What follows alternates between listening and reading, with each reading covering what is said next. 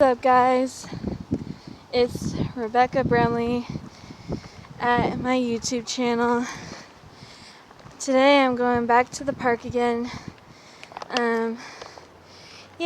Today's a great day. It's probably in the 90s right now. So here's the problem. I recently uploaded a video onto YouTube that said it was copyrighted. It was the mental health part 1. So it was blocked, so I have to redo it again. So this video is going to be about that. So mental health part 1, here we go. Action.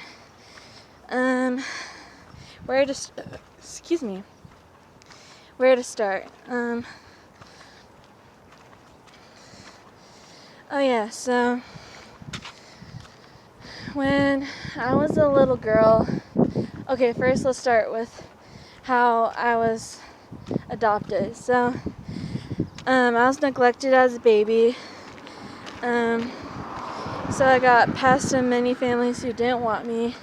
And then when I was almost age 4, or maybe when I was 4 years old, I got adopted by loving parents named Justin and Sarah Brumley. Shout out to them for adopting me. Now I just call them my real parents, but anyway. Growing up, when I was a toddler, you know how toddlers have tantrums? Well, mine growing up from 5 to 10, or even to this day, was bad. I don't think I have tantrums anymore, right, these days, but I used to have tantrums, okay, but I don't have a specific timeline for when I did have tantrums, but all I can say was when I was a toddler, I had very bad tantrums to where mom and dad would have to restrain me. They said it was very traumatizing for them, as it was for me. When I told them it was traumatizing and that I felt sad, I felt sadness regarding my childhood, and that's what we came up with. So they didn't like restraining me either, but what was I saying? Sorry, I forget sometimes. I used to have very bad tantrums where they had to restrain me. Mom and dad were trained to restrain me before they adopted me. They were physically trained to do that. So I didn't find that out until later in life. I don't know when, but I didn't find that out until later. But so when I was in 3rd grade, I don't know how old I was. I was bullied. There was this boy named Thomas Slocum. So my Aunt Allie had told me to greet someone this way. So whenever I met someone, she'd tell me to say, "Hi, girlfriend." So I decided that's what I would say to him, but boyfriend. So I came up to him when he walked through the door, and I said, "Hi, boyfriend." He took it the wrong way. He thought, I don't know what he thought, but he gave me the weirdest look, and I instantly felt bad. From then on, Thomas started being rude to me. He started ignoring me, and when he did talk to me, he was just flat out rude.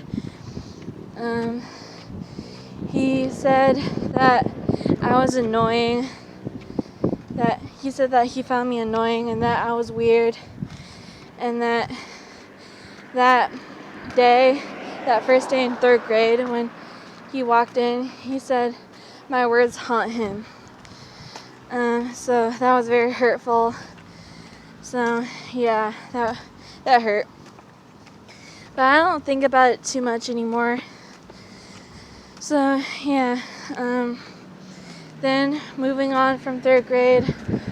Well, actually not moving on from 3rd grade. 3rd grade was where everything happened, basically.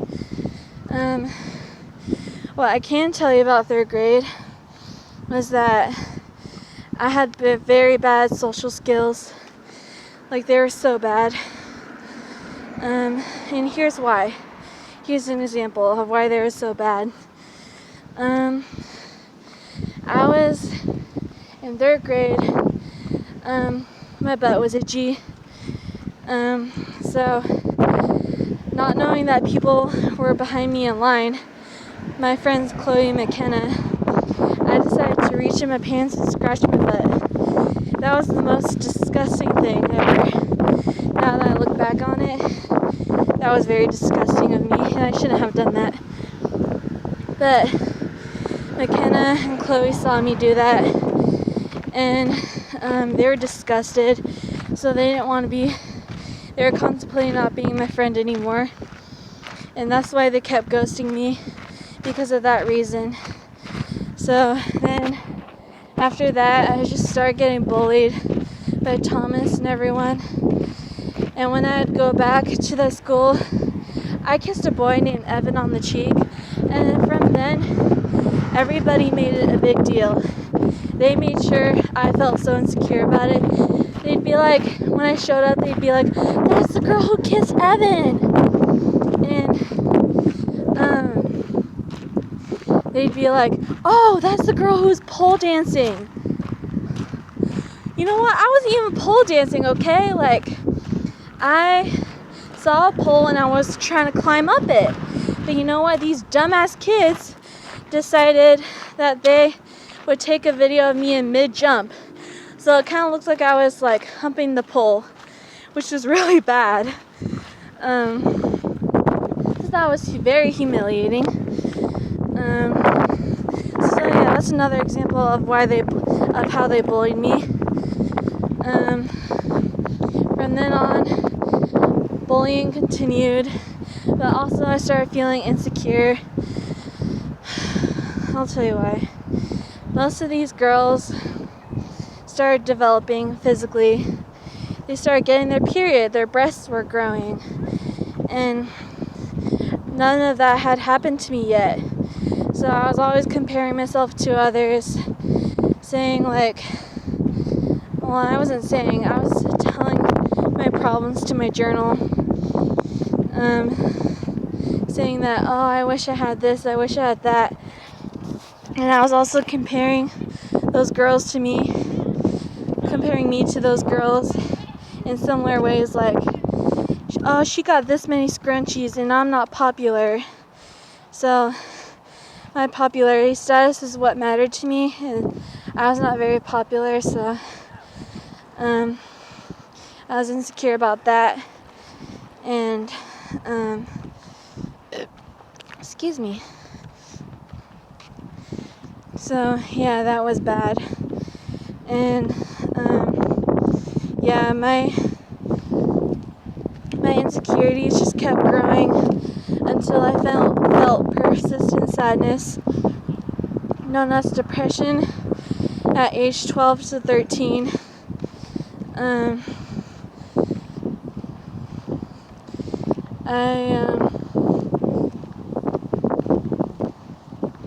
Boy, get away from me. Anyway, what was I saying? What was I saying? Something about oh my god, boys are being annoying. They're making me forget everything. Frick. Fuck. Let me try to rethink. Let me try to gather my train of thought again. Oh yeah. So I started having persistent sadness, which was known as depression, and it was really hard.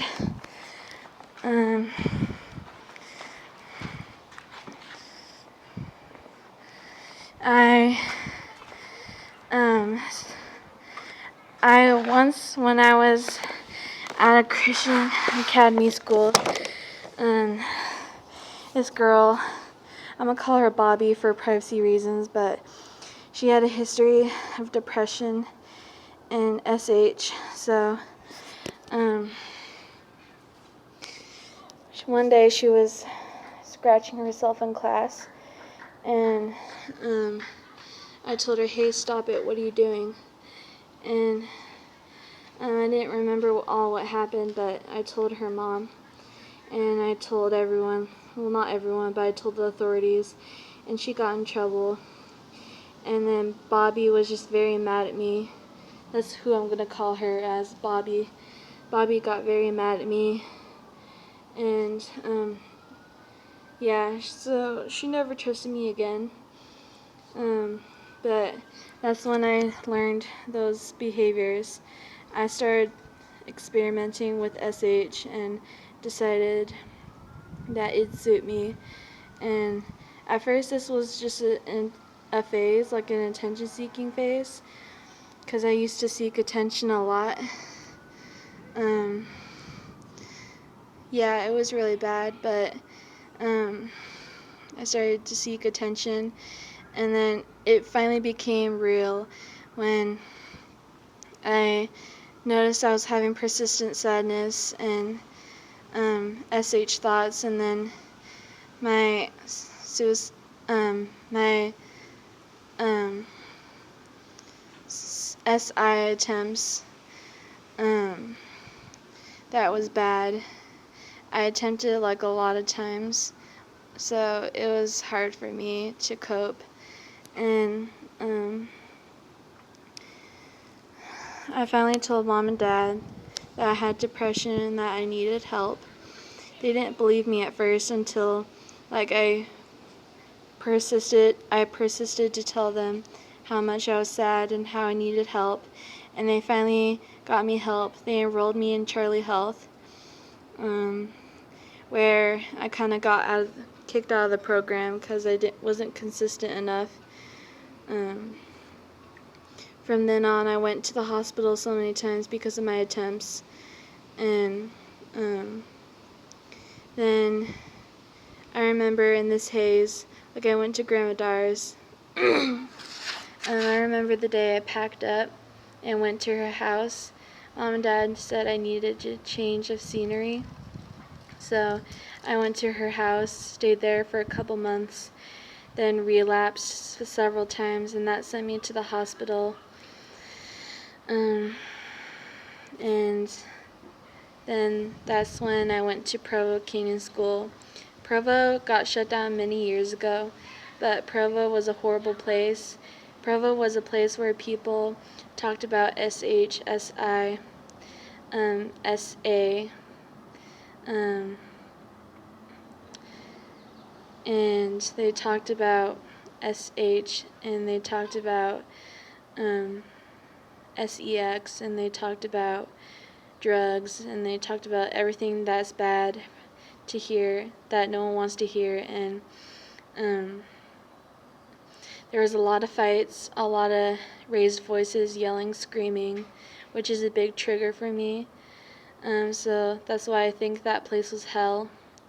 And not only that, there was one time in class, I was sitting in the front row watching the video that the teacher was playing for us for educational purposes. I was watching that, and then all of a sudden a girl came up behind me and beat me up from behind. From then on, I was scared. I don't let anyone behind me. Well, I used to, but I'm getting better at that. But for the longest time, I wouldn't let people behind me. I don't like it when people touch my back, because I feel like it's happening all over again, the beat up. And so yeah, and it was very hard.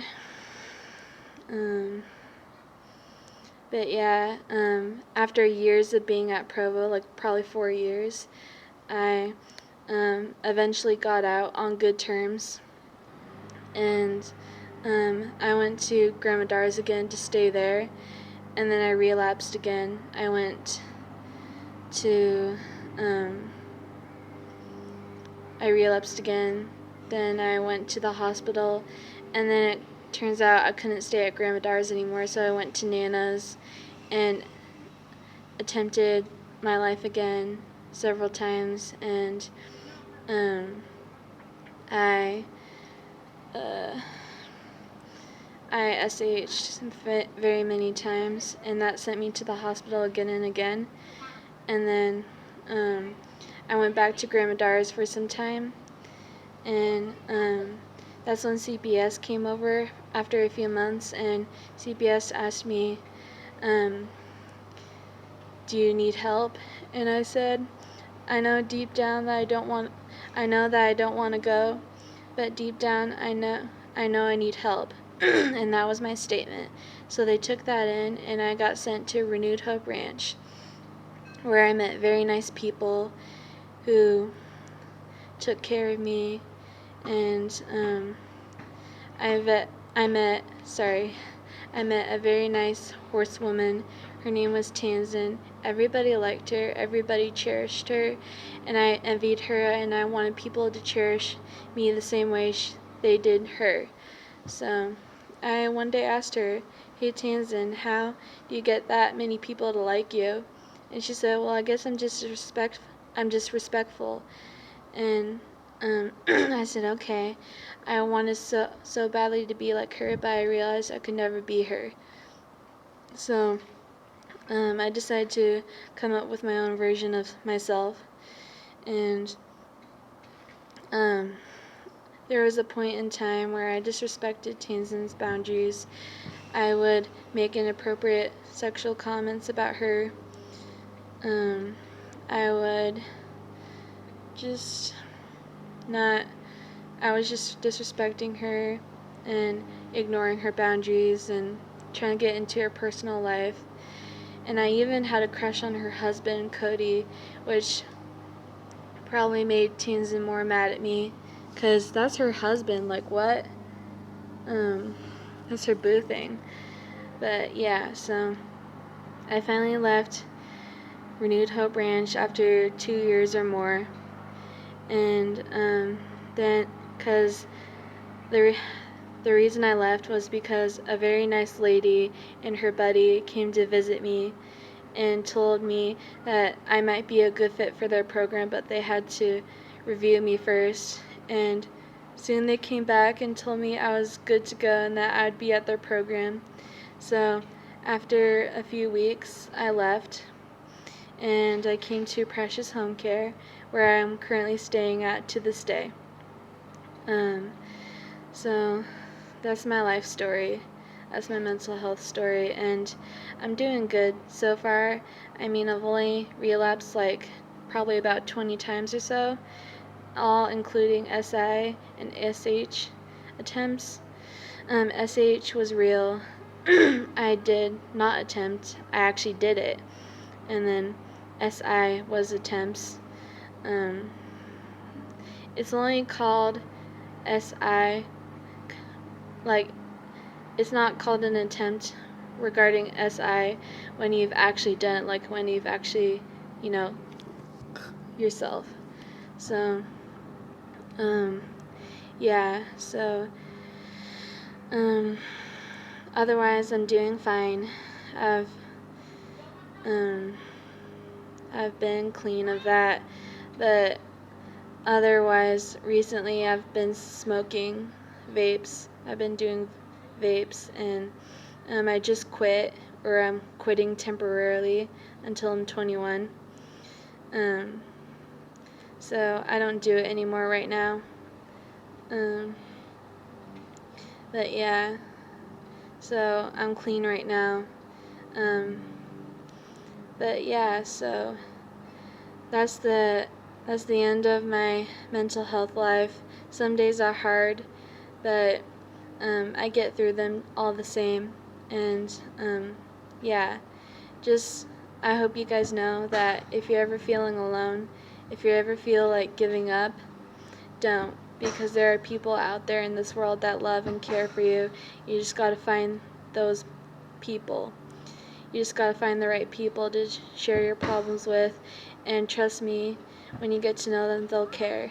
And even if you don't know them, they'll still care. You know, I met a guy named Dylan.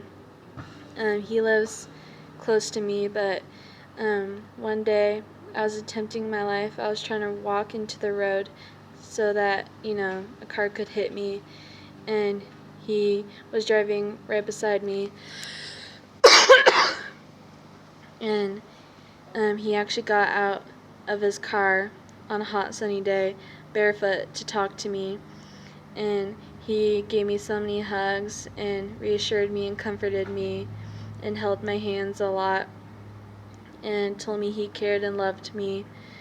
And and then I made a promise to him never to attempt again. But yeah, so only recently, like maybe it was a month ago, I attempted again without him knowing.